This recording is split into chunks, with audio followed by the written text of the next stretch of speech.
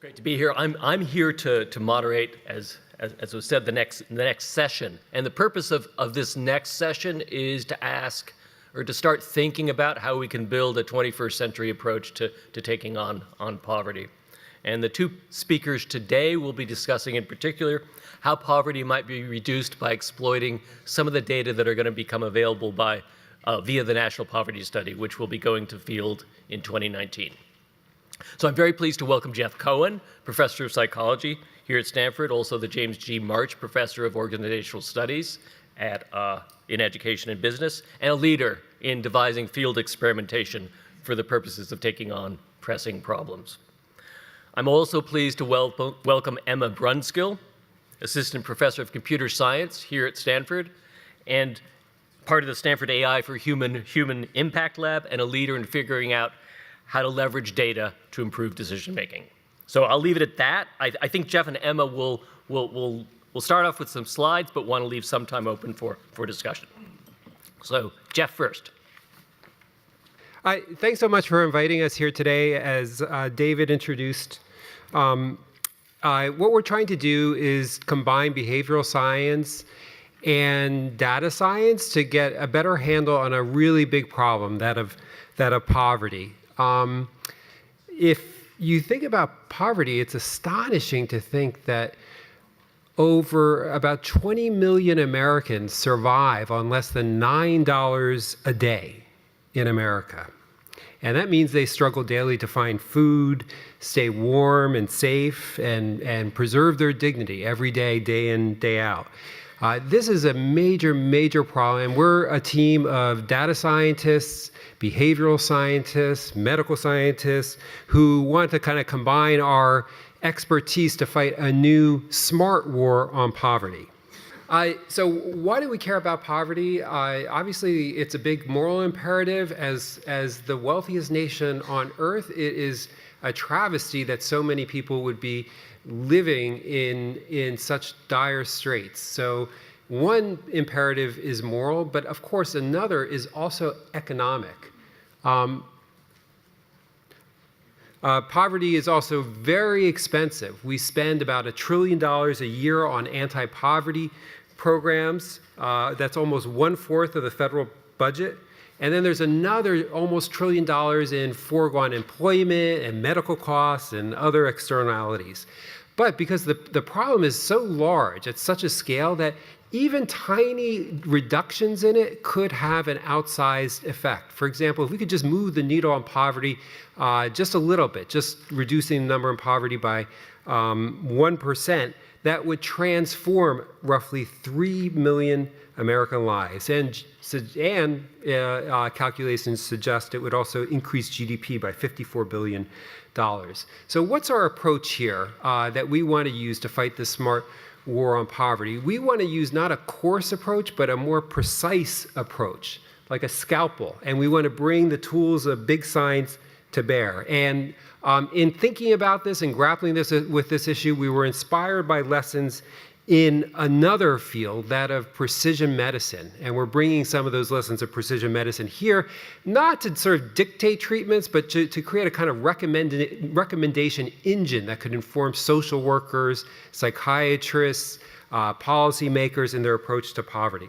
So what we're doing is we're taking these lessons from precision medicine, and there are three. The first is we need research to make a dent in many diseases ranging from cancer to cystic fibrosis. It took a massive research expenditure.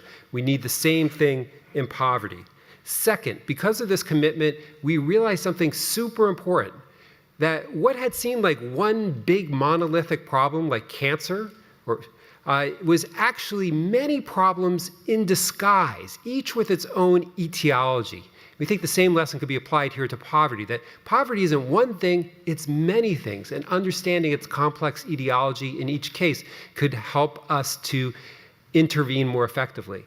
And the third lesson from precision medicine is this hope of personalized treatment, the notion that if we could intervene more precisely, give people exactly the kind of treatment they need, when they need it, where they need it, at this key sort of point in a complex system of maximal leverage, a little bit might go a long way. Precisely targeting treatments to the kind of diagnostic classification that's at work in a particular case. And that's our goal with using data science, computer science, to try to get a more nuanced, more heterogeneous, and more precise view of the problem of poverty. And as David said, we're doing this in the context of the National Poverty Study. I'm going to go through this real quick so Emma can get up here and tell you more about the nuts and bolts. But this is a National Poverty Study headed by Dave Grusky and Kathy Eden and all of us, their colleagues. Here, this is a big national study where we're getting, we have a corpse that is fanning out across the country to get a huge representative sample of people in poverty. So we have a representative sample at baseline. And then what we're going to do is to collect data at multiple levels of analysis for the first time. Not just the individual characteristics and traits in biology, but their ecology, their social environment, their neighborhood, as well as institutional data about the availability of jobs and resources to get a more nuanced picture of the life space that they exist in. So just by way of more specifics, what we're getting are these individual level data. We're hoping to get genomic and epigenetic data, but we have yet to get the funding for that, but we hope to. Psychological data on people's levels of trust, purpose, these sort of psychological constructs that behavioral scientists and psychologists have found to be so important. Soft skills, linguistic skills, cognitive skills, health data. So these individual level data, but also we're going to go up a level and get data on family, networks, and neighborhood. Things like the number of broken windows on the neighborhood using Google Images, getting a picture of the context and the predictability of the context and the amount of resources in the context. And of course, institutional level data such as social programs, jobs, labor market turnover, and environmental data. So we're trying to get a kind of multidisciplinary handle on the problem at baseline among a representative sample. Rather than starting top down with an intervention and thinking, we think this will work, like unconditional cash transfers, and we're just going to do it, we're going to try to get a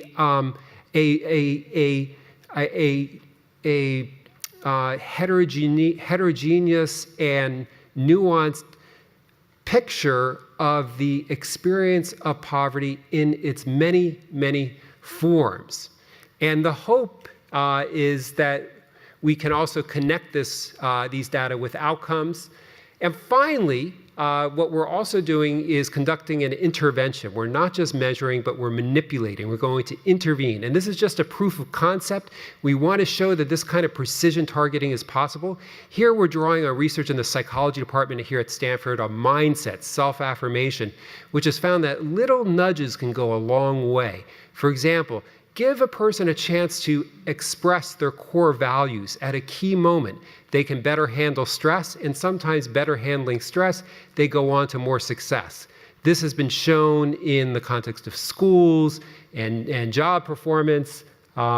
Just to give one example, this was a study done in England where they were looking at ways to increase minority number of minorities passing a test for becoming a constable in Great Britain.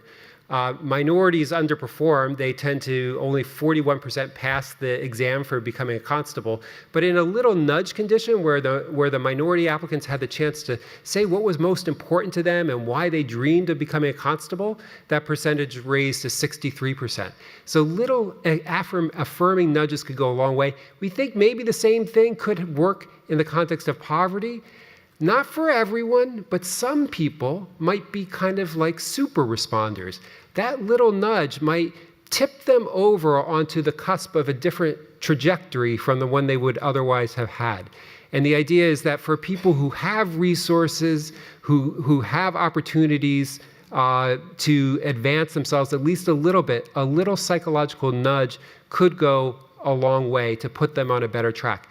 And we hope to use the tools of data science, not just to classify the different forms of poverty, but to get a handle on treatment heterogeneity, to be better able to predict who, when, and where is that kind of psychological nudge most effective. And then if we can target interventions more effectively with that psychological intervention, maybe we could do the same thing with other interventions. And that would mean that we could really make a dent on poverty, not by spending more money, but by using the money we have much more effectively. Let me turn it over to Emma, who's going to go into greater detail. Thanks.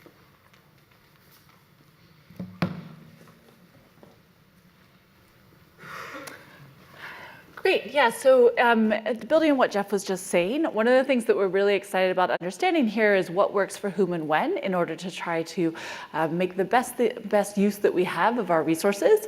And so one of the key questions here is, what is the heterogeneity in the treatment response? And of course, speaking to a medical audience, you guys are all equally well-versed or probably much more expert than me in some of these aspects. But I come to this from the perspective of a machine learning researcher, where people are increasingly thinking about how we can leverage the tools of machine learning to try to understand from existing data what works for whom and how we can best target potential interventions, just in the way that we're thinking about this for precision medicine. So in particular, when we think about precision treatments here, we're thinking about things like how, as we're starting to get better models, given a large amount of data, of whom is best impacted by different forms. Because as Jeff just mentioned, there's a lot of really exciting advances about how these additional sources of information can help people to sort of realize their best selves. And some of these things can be thought of as providing people with different information to interpret their own circumstances. So for example, one of my favorite papers from my Stanford colleagues looks at things like belonging, which is telling people that some of the experiences that they might be interpreting as indicating personal characteristics, like for example, failing your first midterm, meaning that you don't belong at Stanford, in fact, are part of the universal experience of freshmen. And so that by giving people alternative theories and understandings of their own context, it can allow them to make use of office hours, externalize some of the hardships that they are experiencing now, and give them different tools and opportunities and allow them to make use of those. So from that perspective, we're hoping to use this existing data set to try to better understand who and when these sort of interventions can work and who these super responders might be. Now, one thing I want to emphasize here is that as we sort of get this data, then we can use it to target interventions and target resources perhaps in a more effective way, and in particular identify for whom things are effective and for whom they might not be effective. One question you might have for those of you in the audience that perhaps might be experts in things like heterogeneous treatment estimation, which is certainly a big area in fields like epidemiology or medical statistics, is why do you need a computer scientist in the room? This is a well-studied area. It's been well-studied for a long time. I think one of the reasons that I'm so excited about it is because we're starting to see, just in the last, I would say, 2 to 3 years, a huge interest in the machine learning community of combining the ideas of machine learning with causal inference. So in particular, you don't need to understand this particular graph, but essentially, this is a diagram of a deep neural network. As most of you know, and as we heard about before, deep neural networks have been transforming things like image search, whether or not we know whether something is a donut or a cat. But they also have huge implications for better understanding things like poverty and medicine. And in particular, one of the most exciting fields to me right now is coupling these sort of advances, these really sort of flexible ways to try to predict outcomes, with trying to make counterfactual reasoning inferences of what might happen for certain individuals if we were to provide them with different forms of treatments. How can we use this information not just to make predictions, but to make decisions? And I think this sort of marriage of the really exciting advances in deep learning, along with a huge, rich history of causal inference, is one of the most promising frontiers right now in computer science. So that's one of the reasons I was so excited to be part of this project. I think it has huge implications for medicine, and it certainly has huge implications for hopefully alleviating poverty as well. Another thing I just wanted to touch on briefly in this context, particularly given this workshop, is just that as we are doing these type of inferences, we want to be very aware of the limitations of these techniques.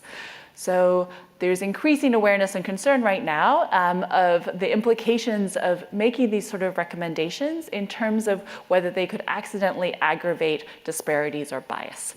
And you've probably seen a lot of this in the news. And I just want to emphasize that's something that we're actively considering as part of this project as well. Just as a brief recap for some of you about why this might occur when we start to use machine learning to make recommendations about what interventions might work for different people. Machine learning, to encapsulate it in a single slide, tends to be summarized by a combination of data and an objective. So do we want to be able to recognize whether or not an image is a cat or not? And so we input a whole bunch of data plus our objective, and we throw it into our black box machine learning, and something comes out. And so from this perspective, bias might occur for at least two reasons. One might be that the data that we have right now is biased. If you're doing something like a randomized controlled trial, which we are right now for the poverty data, this is less of a concern because we are actively randomizing who receives interventions. But when you start to use observational data, this can be a significant concern. But the second issue is the objective. What are we actually telling the algorithm to do? And it turns out that some of our existing techniques kind of can amplify biases that exist, even if in an unintentional way.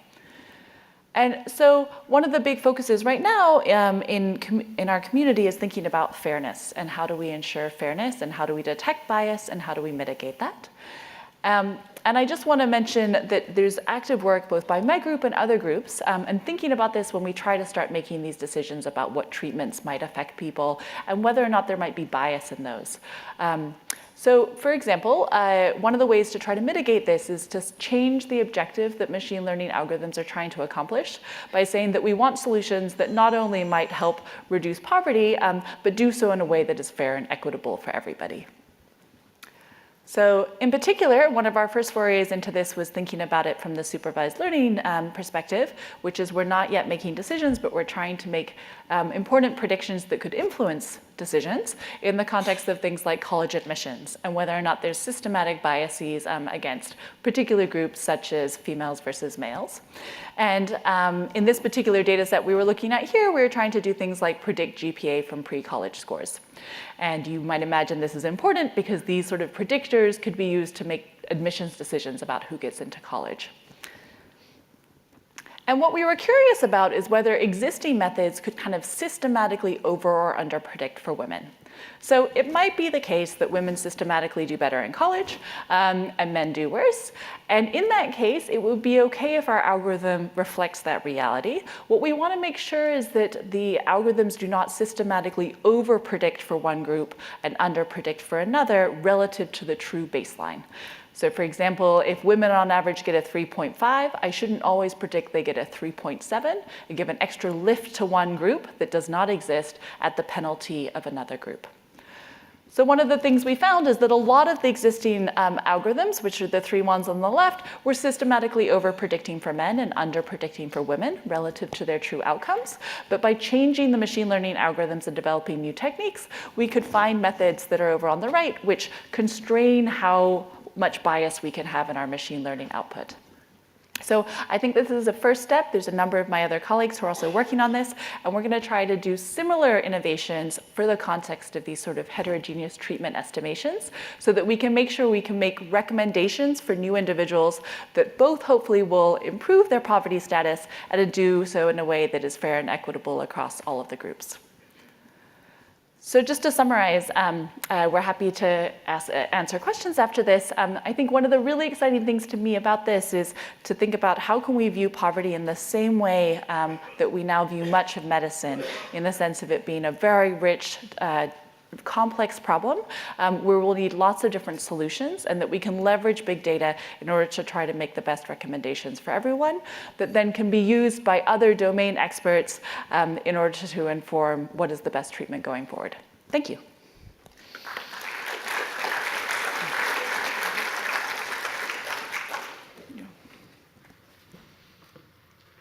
I think we have like 3 minutes for questions. We didn't do as well as we wanted, but we have some time. So maybe Jeff and Emma can take any questions you might have. I saw that most of your work and data is really for the US, and I'm just wondering about parts of the world where poverty, absolute poverty is a real problem, not just relative poverty.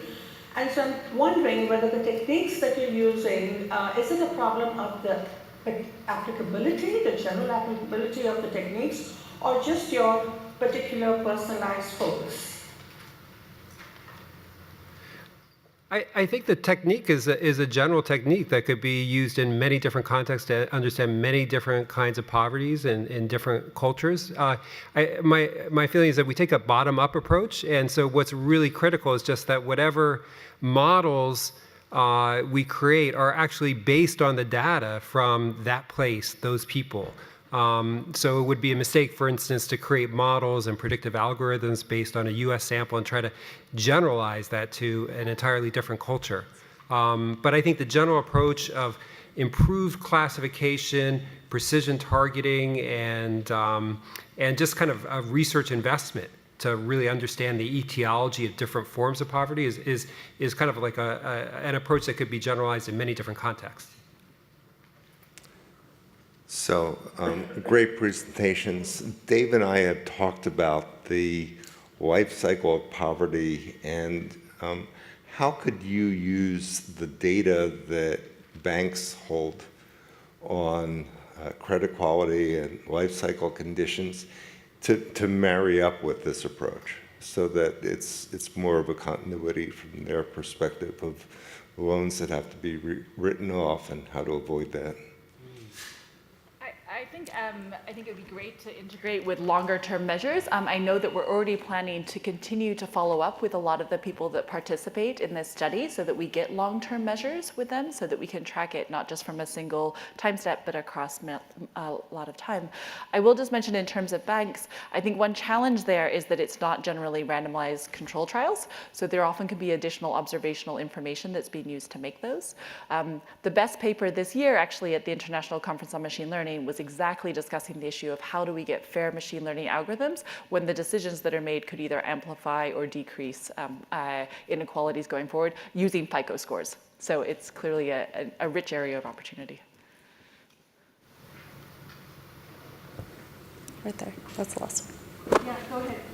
So I love this work. I think it's very exciting, but what would you say to someone who says you're basically empowering the surveillance state to basically measure poverty and collect huge amounts of data about people who are already the victims of discrimination?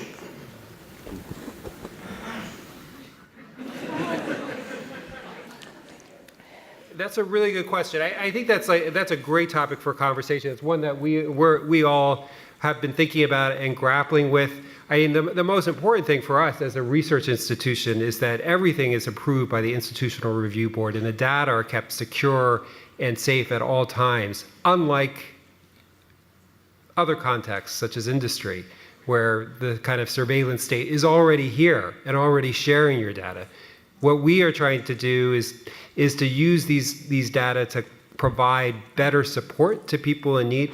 And we take great steps to protect the security of the data at all times. We have decades of experience. That's the thing about being at a research institution like this one, working in this field, is we get really trained up on how to protect data for lifetimes and keep the participants safe. And both to protect, but also to conduct ethical research. As Jeff just mentioned, unlike in a lot of industry, we go through both training for ethics as well as the things always have to be passed through an ethical board, just like in a lot of medical research. So the costs and benefits always have to be weighed. Thank you. Thank you. Please join me panel. The preceding program is copyrighted by the Board of Trustees of the Leland Stanford Junior University. Please visit us at med.stanford.edu.